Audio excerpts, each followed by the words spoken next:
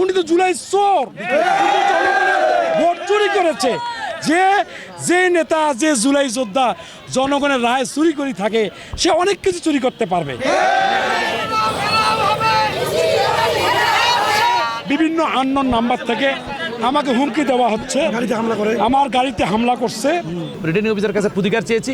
উনি সরাসরি এটার মধ্যে জড়িত, এই ক্রাইমের মধ্যে উনি জড়িত। রংপুরের মানুষকে পিছিয়ে পড়ার ক্ষেত্রে উনি জড়িত এবং ওনার সাথে যারা ছিল সকলে জড়িত, প্রশাসন, পুলিশ সবাই জড়িত।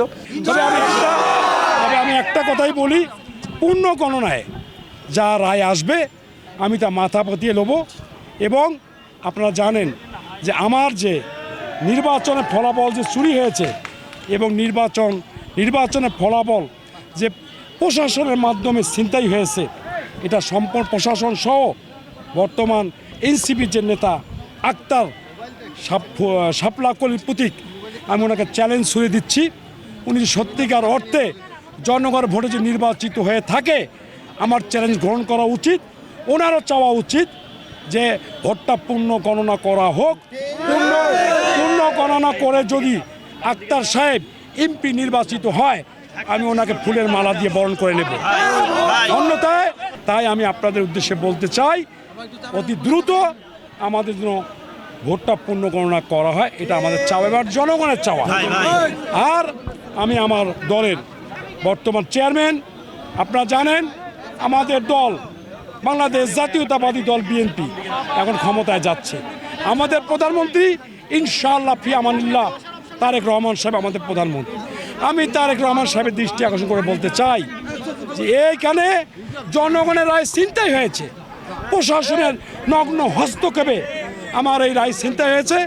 আমি ওনার কাছে জনগণের রায়টা যাতে পূর্ণ গণনার মাধ্যমে ফিরিয়ে দেয়, এটা আমি প্রধানমন্ত্রী জনাব তারেক রহমানের কাছে আমি জোর আকুল আবেদন আমি জানাচ্ছি।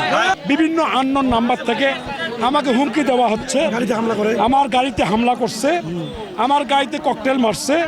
আমি আপনাদেরকে একটা সুস্পষ্ট কথা বলি যে আমরা দীর্ঘ 17 বছর জীবন বাজি রেখে আন্দোলন করেছি, সংগ্রাম করেছি, জেল খাচ্ছি, মৃত্যুর হাত থেকে বেঁচে আসছি। আমরা শুধু একটাই, যে একটা নির্বাচন হবে, জনগণ ভোট দেবে, জনগণ তাদের কাঙ্ক্ষিত নেতাকে বেছে নেবে।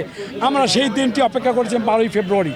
কিন্তু আমরা কি দেখলাম, আজকে যিনি যোদ্ধা, জুলাই যোদ্ধা বলে, উনি তো জুলাই চোর, ভোট চুরি করেছে। যে নেতা, যে জুলাই যোদ্ধা জনগণের রায় চুরি করে থাকে, সে অনেক কিছু চুরি করতে পারবে। বলতে চাই যে আমি ওনাকে চ্যালেঞ্জ ছুড়ে দিচ্ছি, আমি পূর্ণ গণনা চাই। ওনার যদি বুকে পাটা থাকে, উনি পূর্ণ গণনার সাথে একমত হোক, হয় পূর্ণ গণনা করে যদি এমপি নির্বাচিত হয়, আমি তাকে ওয়েলকাম করব। আমি আপনাদের মাধ্যমে বলতে চাই, আমাকে ভয় দেখায় লাভ নাই।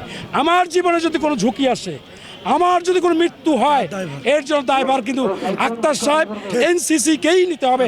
এটা আমি আপনাদের অপেক্ষা করবেন, কতদিন অপেক্ষা করবেন? আর উনি আমাদের সেটা কিভাবে দেখছেন? আমরা ওটা পর্যায়ক্রমে আমরা দেখছি, আমাদের পর্যায়ক্রমে আমাদের আন্দোলন চলতেই থাকবে। আমরা আইনের প্রতি শ্রদ্ধা রেখে শান্তিপ্রিয়ভাবে আমাদের আন্দোলন চলবে। তারা একটা দলের মদতপুষ্ট, তারা দলের সঙ্গে লিয়েজো করে তারা প্রশাসনিক যন্ত্রটাকে এমনভাবে ম্যানিপুলেট করে পুলিং অফিসার, প্রিজাইডিং অফিসার, এটা নির্বাচনের আগে কিছু চেঞ্জ করছে, তার আগে কিছু চেঞ্জ করছে, তাদের দলীয় মতাদর্শের লোকদেরকে তারা পরিকল্পিতভাবে নিয়োগ দিয়ে ওখানে নির্বাচনের ফলাফলটা ভিন্ন দিকে ওই জায়গায় মানে চেঞ্জ করে এটা জনগণের কাছে বা নির্বাচনের রেজাল্ট ওরা প্রকাশ করেছে, যা বাস্তব এবং সাধারণ মানুষের কাছে গ্রহণযোগ্য নয়। আর গোল সিলটা যেটা বিশেষ করে, যে গোল সিলটা একটা ব্যালটের পিছনে দেওয়া দরকার, ওই গোল সিলটা আমার প্রত্যেকটা ভোটারদের হাতে সরবরাহ করছে, এটা দেওয়ার কোনো সুযোগ নাই। এই গোল সিল প্রায় 5000-এর অধিক আমার ভোট নষ্ট হয়েছে। আর তাছাড়াও ভোটের ব্যালটের যে বান্ডিল, এই বান্ডিলে আমরা 2-3টা শর্টিং করছে আমাদের পুলিং অফিস এজেন্টেরা, তারা দেখেছে যে ওখানে ভোট কম আছে এবং ওদের জায়গায় আমাদের ব্যালট ঢুকে গেছে। দেখা যাচ্ছে যে আমাদের ধানের শীষের ব্যালটটা ওদেরকে দিয়েছে। ওরা ট্রেইনার, যারা পুলিং সহকারী প্রিজাইডিং অফিসার, পুলিং অফিসার, ওরা ট্রেইনার এবং তারা একটা দলের পক্ষপাত দুষ্ট পরিকল্পিতভাবে এই কাজটা করেছে। এবং আমাদের আমরা লক্ষ্য করেছি, যারা লিস্টভুক্ত তালিকা দিয়েছে একটা কলেজ থেকে, ভেন্ডাবাড়ি মহিলা কলেজ থেকে, সেই কলেজের ভিতর থেকে সেই তালিকা থেকে একজনকে নিয়োগ দেবে, সেটা না করে তালিকার বাইরে থেকে লোককে নিয়োগ দিয়েছে। মনোরঞ্জনশীল সেকে নিয়োগ দিয়েছে, দিয়ে এরকম অনেককে নিয়োগ দিয়েছে তাদের মতো করে। প্রায় 113টা কেন্দ্রের মধ্যে প্রায় 50% কেন্দ্রে তাদের মতো লোকজনদের করে নির্বাচনের রেজাল্টটাকে যাতে ভিন্ন দিকে প্রভাব করে ওখান থেকে জামাতের লোকজনকে তুলে নিয়ে আসার জন্য গোটা রংপুরের এই বিপর্যয় সৃষ্টি করেছে। এরা এজেন্ডা বাস্তবায়ন করেছে। প্রায় তাদেরকে বোঝানো হয়েছে যে রংপুরেই এবং জামাতে ইসলামী ক্ষমতায় আসবে। রংপুরকে পিছিয়ে পড়ার যে ষড়যন্ত্র, এই সহজ সরল মানুষগুলো আমাদেরকে ভোট দিয়েছে। নিঃসন্দেহে সবাই ধানের শীষের পক্ষে রংপুরে 6টি আসনের মানুষ ভোট দিয়েছে। এটাকে প্রশাসন যন্ত্র তাদের পক্ষে, বিশেষ করে রংপুর পীরগঞ্জ 6 যেখানে আবু সাইদের বাড়ি, সেখানে ফেয়ার নির্বাচনের সবার প্রত্যাশা। সেই জায়গায় তারা ফেয়ার নির্বাচনের ক্ষেত্রে তারা সম্পূর্ণভাবে অযোগ্যতা পরিচয় দিয়েছে এবং তারা এখনও এবং সহকারী একজন অফিস সহকারী সোহাগকে ওরা সাসপেন্ড করেছে, প্রায় 35 লক্ষ টাকা এই নিয়োগগুলো দিয়েছে এবং তাকে বহিষ্কার বা তাকে ক্লোজ করার মাধ্যমেই প্রমাণিত হয় যে তারা দুর্নীতি করেছে এবং তাদের ঊর্ধ্বতন যারা আছে সংশ্লিষ্ট সকল দুর্নীতির মধ্যে আশ্বাদিত হয়েছে এবং দুর্নীতি করে এই কাজটি করেছে। এটা আমরা প্রতিকার চাই, বিচার চাই। রংপুরের মানুষকে নিয়ে রাজনীতি করার কোনো সুযোগ নাই। ভোট প্রয়োগ করছে, ভোটের রেজাল্ট আমরা চাই, পুনঃগণনা চাই এবং এই পুনঃগণনার মাধ্যমে যে আসবে তাকে আমরা মানি নেব। সে যে আমার প্রতিপক্ষ সেও যদি হয় তাকেও আমরা ফুলের মালা দিয়ে নেব। কিন্তু ষড়যন্ত্র করে একটা ইসলামী দলের কথা, ইসলামের কথা বলবে আর হলো সেখানে দুর্নীতি করে একটা এই জায়গায় রাজনীতিতে মানুষকে বোকা দেবে। হ্যাঁ, অবশ্যই আমরা এই সংক্রান্ত যাবতীয় সংক্রান্ত এটা প্রতিকার পাওয়ার জন্য প্রতিকার আমরা চাই। রিটার্নিং অফিসার কাছে প্রতিকার চেয়েছি। রিটার্নিং অফিসারকে অভিযুক্ত করেছে, উনি সরাসরি এটার মধ্যে জড়িত, এই ক্রাইমের মধ্যে উনি জড়িত। রংপুরের মানুষকে পিছিয়ে পড়ার ক্ষেত্রে উনি জড়িত এবং ওনার সাথে যারা ছিল সকলে জড়িত, প্রশাসন, পুলিশ সবাই জড়িত। আমরা বলছি যে আপনার এই দায়বদ্ধ এবং এই দায়িত্ব আপনার কাঁধে নিতে হবে।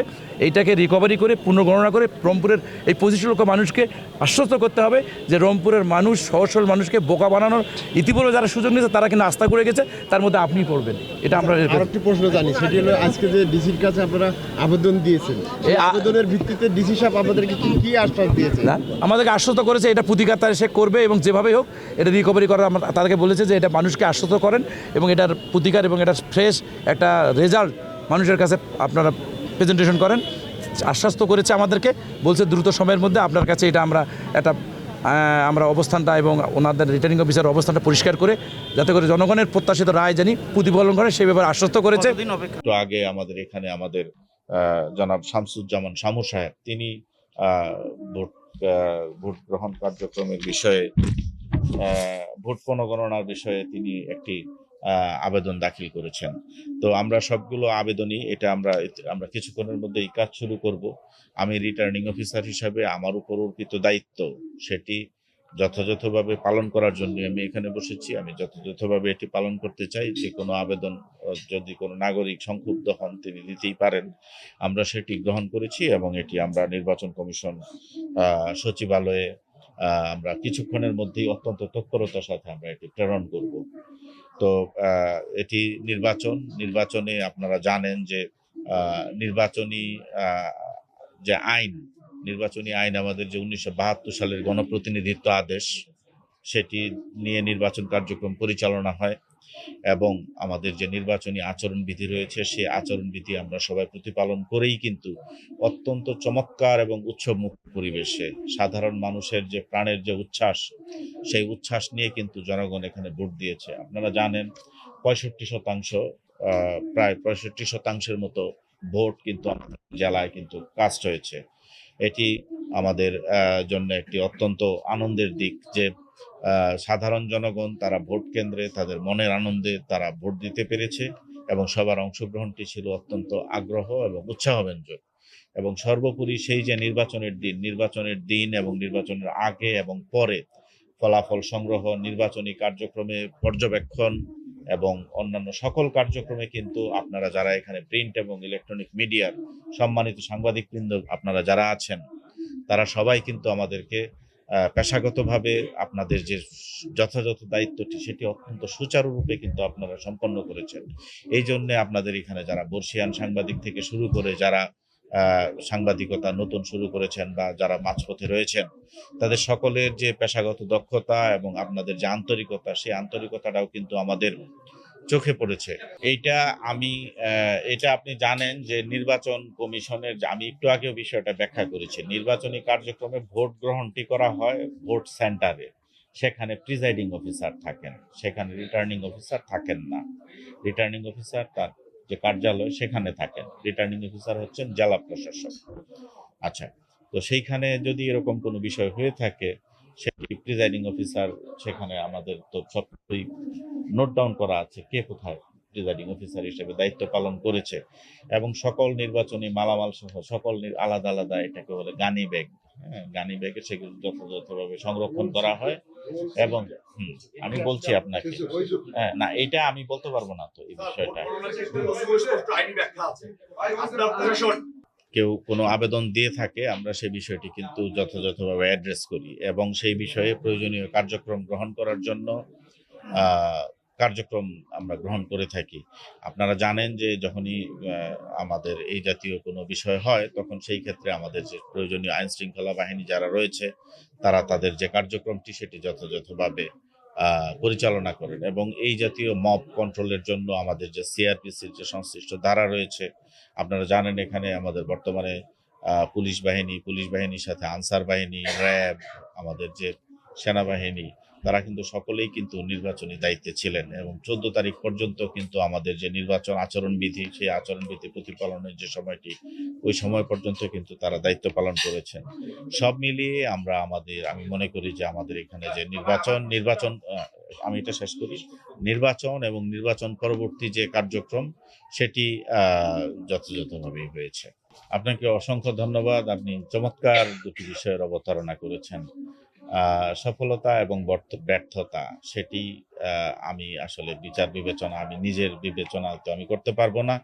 তবে নির্বাচনী আইন, বিধি এবং অন্যান্য বিষয়গুলো যথাযথভাবে পরিচালনা করেই কিন্তু নির্বাচন কার্যক্রম পরিচালনা করা হয়।